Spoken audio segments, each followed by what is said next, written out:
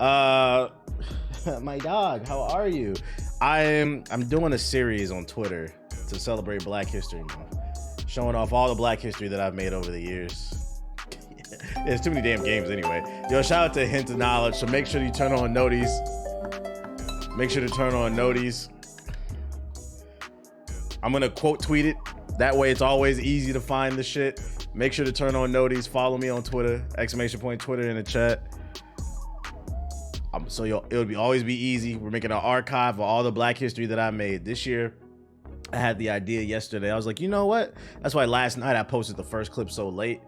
Because last night I like randomly got the idea and I said, you know what?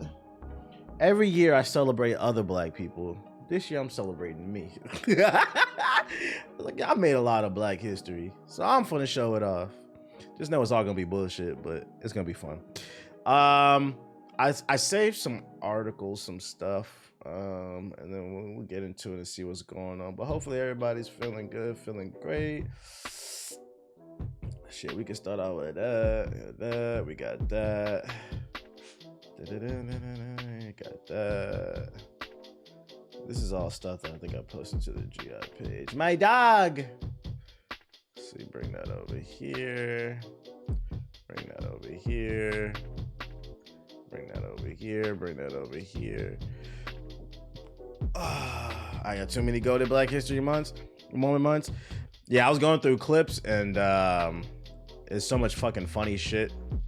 Yeah, drop 5 stars in the chat for Black History.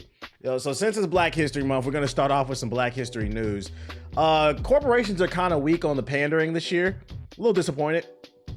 You know, every year Black History Month comes around and every major corporation pretends like they care about Black people because they need your dollar. Twitch is guilty of it. They did their little Black History Month video celebrating Black creators. Pretty much I saw the same faces in it. Very interesting. Very interesting. Okay. I don't know, man. I've been on there enough, so it's like, you know, let somebody else do it. But I keep seeing the same people on there. I find that funny. Because nobody else is allowed to make Black history. But anyways. Yo, shout out to Savage with the sub. Appreciate it. Oh, shit. Also, that Black History Month video from Twitch was interesting, too, because I don't know. I'm not gonna say anything that's gonna get me. I'm gonna get myself in trouble. I just couldn't help but notice it's only certain types of Blacks that are invited. But anyways, the yearly Black History Month post on the 1st. Yeah. Speaking about history though, like I said, the corporations are kind of weak with the pandering this year. A little disappointed. No jokes to get off. But we did manage to find one thing that came across the timeline that I didn't really see too many people in my circle talking about. And that is the fact that Halo dropped a skin for Black History Month.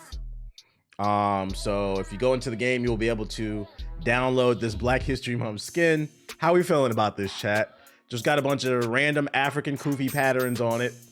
Not sure exactly what it's supposed to celebrate. But you know, Africa, right? He said, boo, boo.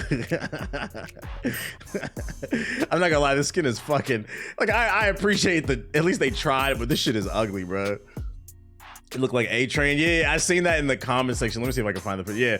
It literally looks like the A-Train armor from The Boys, bro. That shit is fucking gross, bro. That shit is fucking gross. Oh my God. It's like, dude, yo, sometimes less is more. Like, who made this? It might have been better if they just went with like black and maybe green on the armor, and then if they wanted to do the kufi pattern on the helmet, or maybe just like the kufi pattern on the shoulders. But less is more. Like, this shit is just all over the place, bruh. So yeah, if you want to download it, anybody's allowed to download it. They don't check your ID to see whether or not you're Black. Anybody can download it. I will say one thing that I think is funny, and I'm gonna get off this topic. I will say one thing that's really funny is, why did Halo wait until the game's about to die to introduce the Black skin? This game's been out for like a year or two now. Guys waited until they killed, because remember last week news came out that they're killing support for this game, and 343 is moving on to other games. Then it's not gonna die right away. There's like a couple more updates coming out. They're sunsetting it. They're sunsetting it. Yo, shout out to Space Cadet with the sub. So it's gonna slowly die over time. I just find it really funny that they wanted to make the black skin when the game's dead already. Look at these black something to shut the hell up. Yeah, shout out to Space Cadet. But anyways, yeah, that's a thing. I thought this was interesting. Freaking, there are rumors going around, ladies and gentlemen. This rumor is especially strange because we just got the PlayStation Portable, I think that's what it's called, or whatever that mirroring device is. Hey, buddy, don't start this shit. Come on now, dude. Just started streaming. There's rumors going around that Sony is working on a new handheld device that's actually dedicated to gaming. So this will have a CPU and GPU in it, unlike that damn streaming device they just put out.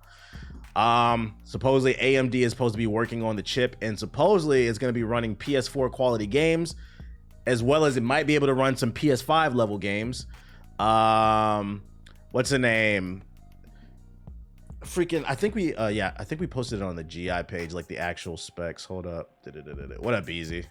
Skirt. There we go.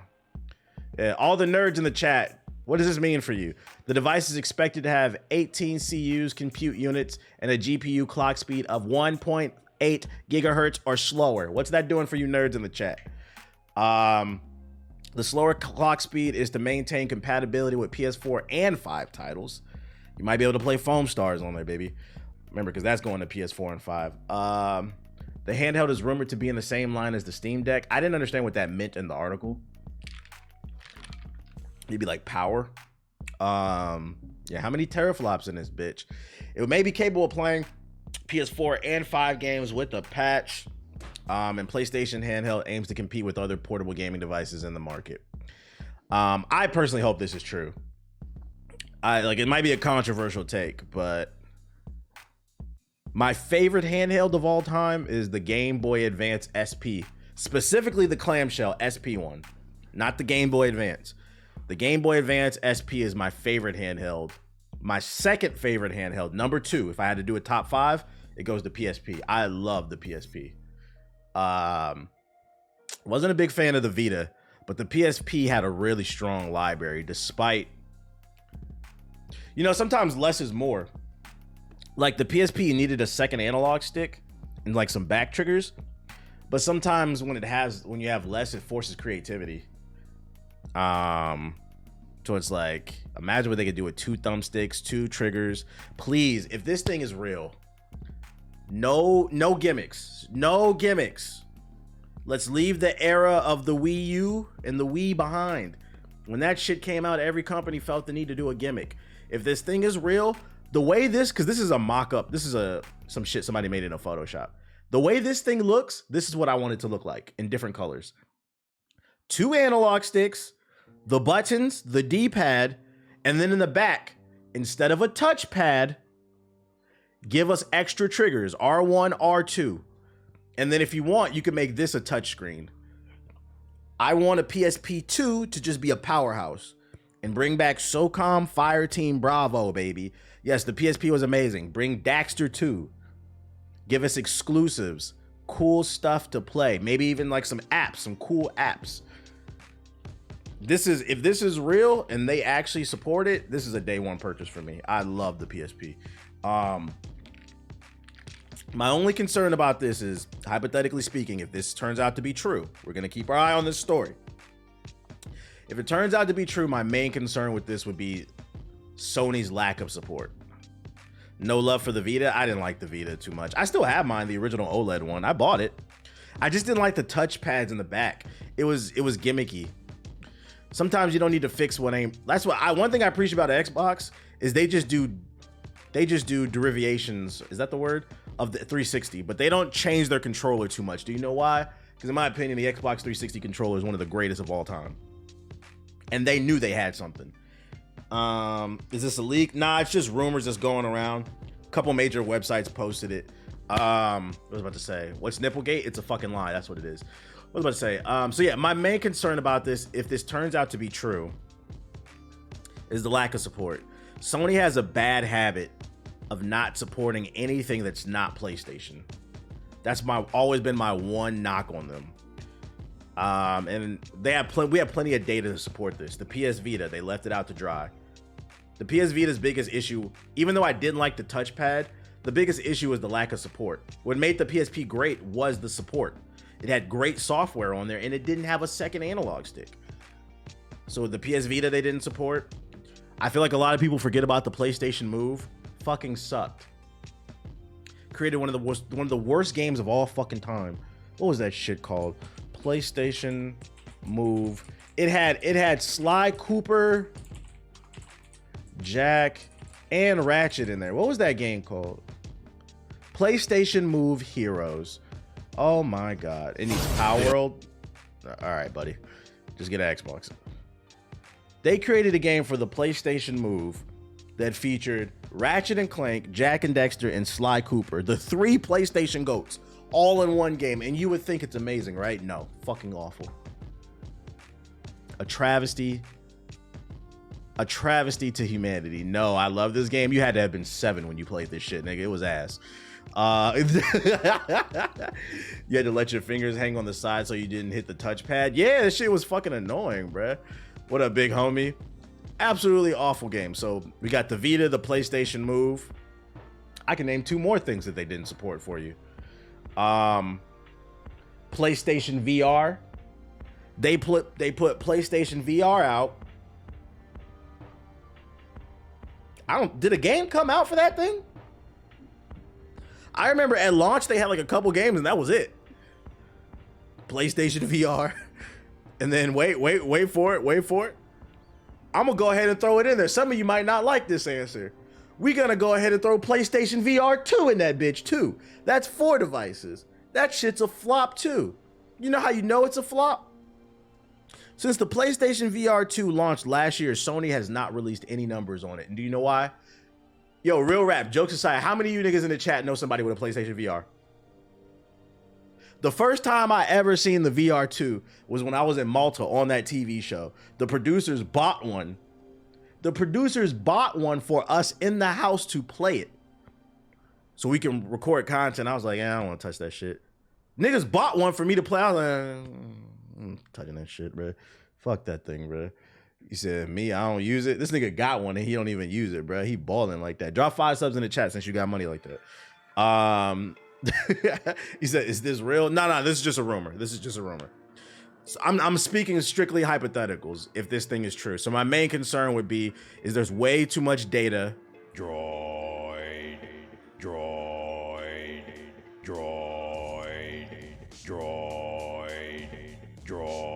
Shout out to Final Blaze with the 5 gifted subs. My main concern would be if this thing turns out to be true, they don't support it. And then also, I'm going to add one more thing and then we're going to move on from this because I feel like I've been talking about this rumor for way too long. My dad don't even like it. He played VR 8 on it. Shit get you dizzy. You think it would be digital only? Probably. I wouldn't see them bringing back the VM disc or whatever. I'm going to be honest, I wouldn't want them to. If they do come with, because we can talk about that too. If they come with physical copies for the PlayStation, the PSP 2, if it's real, I would want them to do like the Switch, like little cartridges or something. Don't bring that little disc shit back. I didn't like that. What I was about to say, I lost my train of thought. Something about the games. I don't know. I hope it's real. Yeah, like SD cards or some shit like that. I hope it's real. If it does turn out to be real, it better have the latest Wi-Fi 6 in there. If it's digital only. That way it's fast to download shit. Like, don't put no Wi-Fi 4 in that bitch, bro. Put the latest shit in there. Japanese celebrities have reportedly been told not to mention Power World. Yo, shout out to Bad News with the sub. That's fucking funny. But yeah, just a rumor. This is not true. This is all just a rumor. Just putting that out there. Follow the GI page. Let me see what this dude's talking about. Bro, this shit don't exist. Nigga, you sent me an article that don't exist. Celebs don't mention Power World. Let me see if I can find it. I found it. Let me see a reputable site. I don't know the site, but It's not an article, dude. It's a forum. Here we go. Japanese celebrities are warned. My bad. Hold up. Shout out to Black Leaf Ninja and Bad News for the subs. Japanese celebrities are warned not to mention Power World due to Pokemon. Japanese celebrities and entertainment professionals are reportedly being advised to avoid mentioning the popular game Power World in public or on social media. This is because of the concerns regarding potential backlash from the Pokemon community. We don't need to remind you how big Pokemon is in Japan. All right. I know we make jokes about this shit on the podcast, but this is a friendly reminder because we live in the West. We don't see this shit. Nintendo, Game Freak, the Pokemon community, anybody under the Nintendo umbrella, them niggas is the Yakuza over there. They are a mafia over there. Dude, they said do not mention Power World in Tokyo, fucking Tsushima, Okinawa, any area in Japan. He said, you mention Pokemon, we gonna cut your motherfucking head off, bro. In Kyoto, you name a city in fucking Japan, they slapping your shit up if you name that motherfucking Power World. They said, depresso, we finna depress upside your motherfucking head. The news follows the breakout success of Power World, an open world survival game launched in January. Power World looks like a lot like Pokemon, so while blowing up in the US, many are concerned that supporting the game in Japan will hurt them with the Pokemon. This is insane, the level of power they have. Like, I just want to put this in perspective, right? Let's say you work for, I don't know, Sony's camera division, right? In Japan. You having lunch with somebody who works for Nintendo. You guys meet at a neutral spot somewhere in Tokyo. Hey, how you doing, bro? I'm doing all right. Just a little stressed out, man. Like, why you stressed out? I got a confession, man. Low key, I'm enjoying Power World. But like, I don't know how to feel about that, man, cause that nigga take that info back to Nintendo and snitch on you. You end up losing your fucking job, bro. You said you like what? Like, what the fuck did you say you like? Oh my God. According to Tokyo Sports, talent agencies are taking precautions to maintain positive relationships with the Pokemon community, which has expressed its intent to investigate potential intellectual property infringement. This is a friendly reminder that Nintendo is a corporation. Motherfuckers love these people, but like, I'm not gonna lie, this shit is not cool. This shit is not cool. Many updates have contributed to Power World's success, including, just talking about that shit. This is fucking funny. I gotta put this on the show notes. The Nintendo goons. What y'all doing if the Nintendo goons pull up on you at 3 a.m.? Nintendo pressing celebs over Power World. I said Poker World, I swear. Oh shit. We all live in a Pokemon world. Pokemon. Let's get that out of here. All right, that was fucking funny. That was fucking sup. About to get my copy before work. You hear about Naughty Dog not doing The Last of Us 3 for their next game? Nah, let me see. Naughty Dog not doing Last of Us 3. Oh, this just happened an hour ago. That's why I haven't heard it. Let's see. Insider Gaming. Naughty Dog teases a new chapter for The Last of Us. According to Naughty Dog's new special Grounded, making of a... Okay, so that's the documentary that they released. Neil Druckmann, a co-founder at Naughty Dog, revealed at the end of the special that there's probably one more chapter to this story. However, Druckmann did not confirm any concrete details at this time. Druckmann stated, I do not have that concept that to me is exciting as one or as exciting as two is its own thing. That's a fucking crazy statement. These niggas said, we haven't made The Last of Us 3 because honestly, we weren't supposed to make 2, let alone 3. We don't know where to take this franchise. This is an example of you live long enough to become the villain. You got excited off that money. You put yourself in this predicament. Now you don't know what to fucking do with the story. And it shows in the second game. It's almost like they should have left it alone and kept it moving. That's a crazy statement. They better do they have to do it now. But it's one of those things that's like, it's hard being an artist sometimes because you see the success of something And you know if you replicate it, you can double, triple your money. But sometimes you have to ask yourself, is all money good money? Today's big reveal during the making of the special also suggests that Naughty Dog's next title will not be The Last of Us Part 3. Naturally, Naughty Dog would need much more time to develop a game that's still in the concept stage. This lines up with the recent statements from Jeffrey Pierce, the actor who voices Tommy. In December 2023, Pierce said The Last of Us 3 did not have a script yet. Sheesh. In the meantime, fans will have to make do with The Last of Us Part 2. Man, who cares? All right, so here's the good thing about this. The bad thing is, well, the good thing is, we're gonna get The Last of Us 3 when we get it. So this could turn out to be a good thing, right? They realize they don't know where to take the franchise, and instead of rushing it out the door, they're taking a step back and saying, hey, we need to sit on this a little bit more. So that's a good thing. That means there's a higher probability that the story in The Last of Us 3 will actually be good. We just won't get it when we want it, right? And then also what's good of this is it means they're working on a different game. We've been asking them to do it. Maybe we can get a Jak 4, a new IP. I'll tell you this much. If you make Jak 4, you're gonna get good press. If you don't make Jak 4, I'll be disappointed. Some other people will be disappointed. But as long as whatever you announce is cool, we're cool with that. And what I mean by that is, if they don't do Jak 4 and they do a new IP, for the love of God, make it a new IP.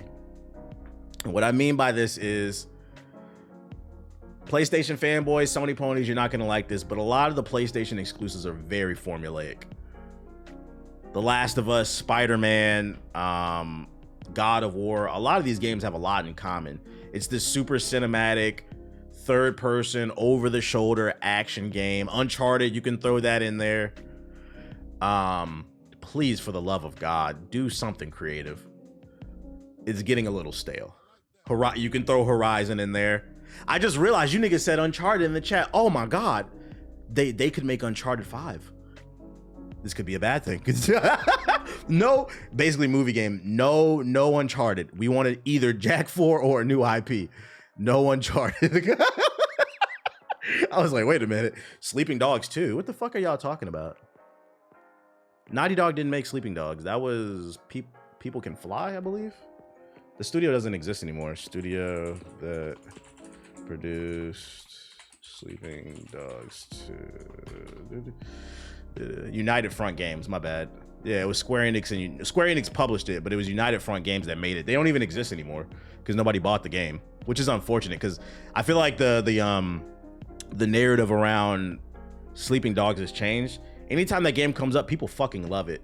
I remember when it came out. This game is another example. I remember when this game came out, I made a video, I made reviews and some gameplay saying this game's fire. Shut up, nigga. Nobody heard of this shit. 10 years later, everybody fucking loves it. That type of stuff sucks, like as a developer, I would imagine, because you lost your job, your studio doesn't exist anymore, only for people to turn around and be like, oh, this is actually really creative. It's not that bad. It was a sleeper game, yeah. Anytime this game is brought up now, people fucking love it. But like, it's one of those games a lot of people didn't give it a chance, unfortunately. This is one of those games where it actually tried something new with the open world formula. But yeah, it'll be interesting to see how this Naughty Dog stuff plays out. I'm gonna save this one too. I've been in a bad habit of not saving articles. Naughty Dog puts pause on Last of Us 3. What I read. Okay, shout out to the chat. That's 2 bangers in a row. I'm not gonna lie, that's very rare. You niggas very rarely drop good articles in the chat. That's 2 bangers in a row. See what happens when Ronan's banned from posting links? I got one for y'all. Let's see what this shit is. Star Wars Outlaw will have a reputation system. It will completely alter how the story plays out. Some of y'all might have forgot that Ubisoft is putting out a major game this year, Star Wars Outlaw.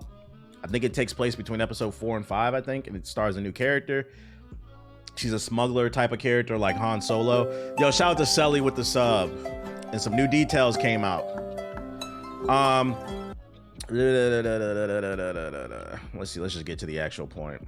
Ubisoft massive creator director, which for those of you unaware, those are the people that made The Division. Julian recently revealed that the reputation system, like, look at this shit. 1, 2, 3. I had to skip 3 paragraphs to get to the fucking point. About the story. Hold up, y'all. 1 second. Somebody playing on my phone. Let's see. 1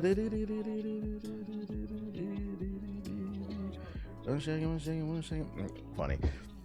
As a scoundrel, you live and die by your reputation, meaning that Kay will have to navigate the underworld and its various crime syndicates, making choices that will impact her reputation, her experience, and her support throughout the game. He recently told Games Radar, a good reputation could lead to some of the most lucrative opportunities, and a bad reputation could result in Kay Vess facing a syndicate's wrath as they hunt her down. I'm not gonna lie.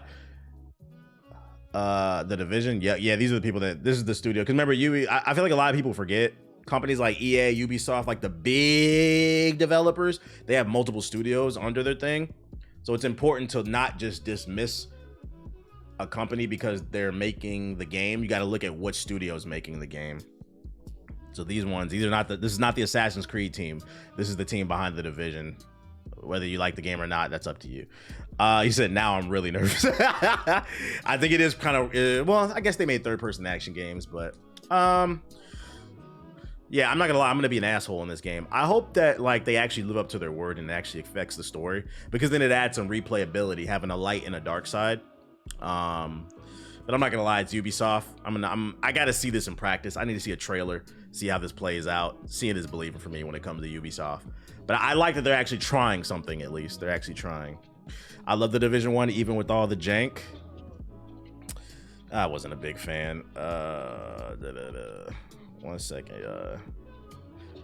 Somebody playing on my phone. Yeah. As you can tell, the reputation you garner can drastically change the story, despite the game's narrative reportedly having just one ending. Well, that's disappointing. What's the point? This will stop Outlaws from becoming too predictable for players, whilst also giving them access to different quests based on their standing in society. Much like GTA and Red Dead, breaking the law will make Kay face the law. Although there's still a lot of things unknown about Outlaws, it is still shaping up to be an epic open-world adventure when it launches sometime later this year. Yeah, that's another big game coming out this year. Maybe a new studio perspective will help the series. Possibly. And like I said, it depends on who you are. I'm not a big fan of the Division 1 and 2. I don't know. Not because it's a looter shooter, but just because like I feel like their gameplay design lacks innovation. Like I said, one game that I feel like got the looter shooter correct is Remnant 2, which is another game, amazing, but a lot of y'all probably didn't play it. And it's because the boss fights are so creative, it keeps you on your toes. And there's constant new enemies being introduced. So it keeps you thinking, right?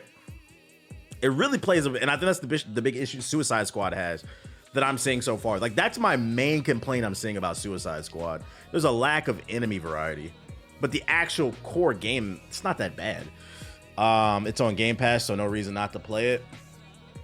Yeah, my issue with the Division was there wasn't a lot of enemy variety. It was just kind of like regular soldiers and then heavy soldiers.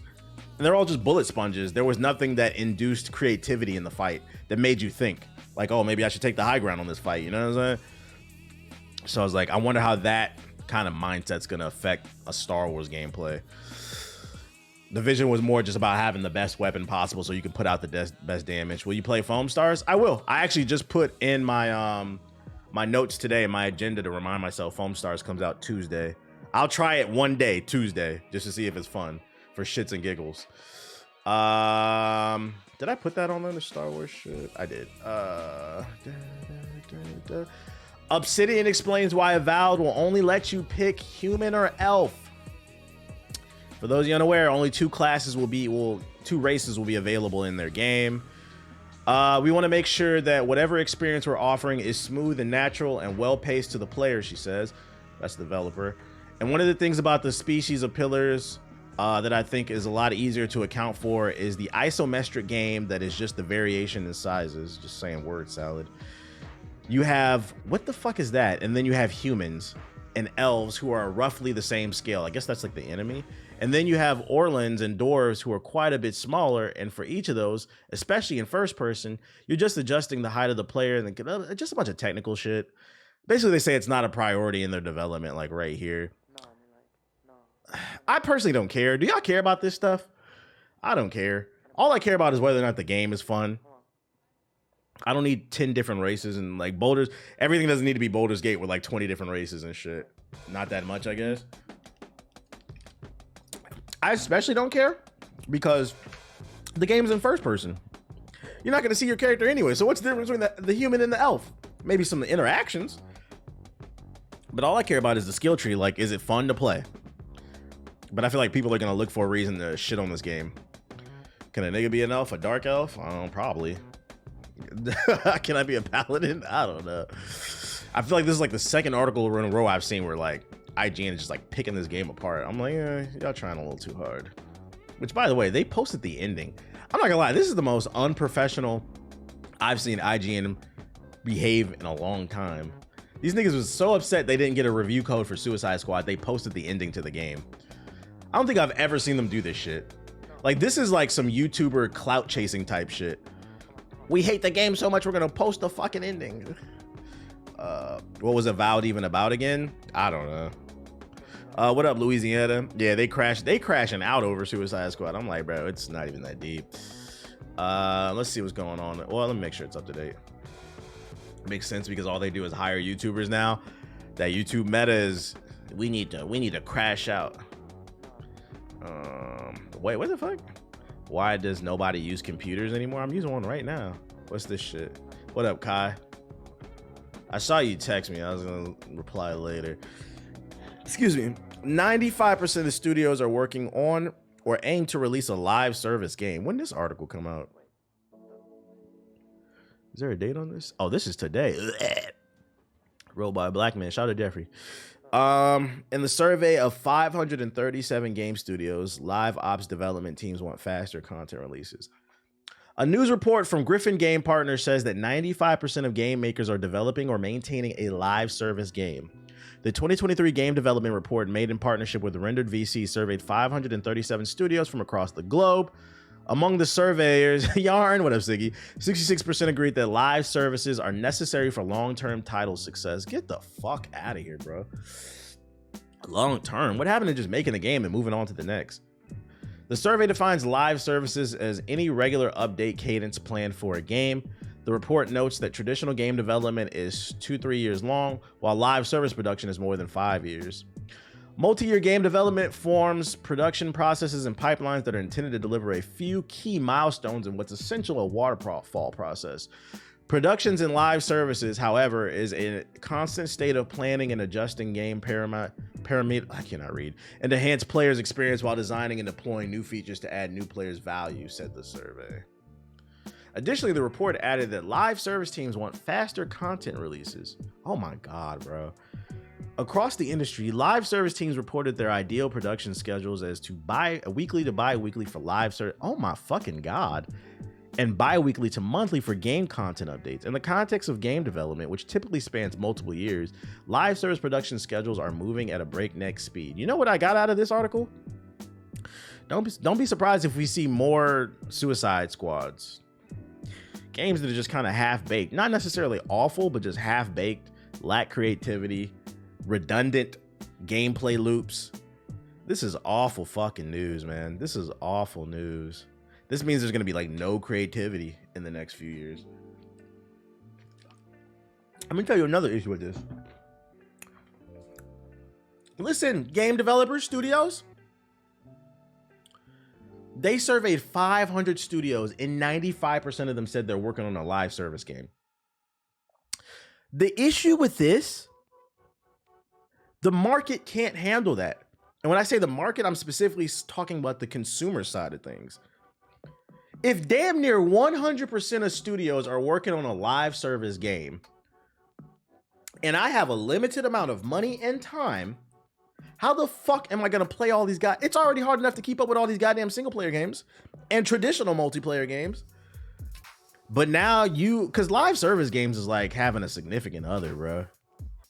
Some of y'all niggas won't know what that's about. It's like you can't keep up with this shit. You want me to be fully invested? You gotta log in and get your dailies. Gotta log in and get your dailies. No.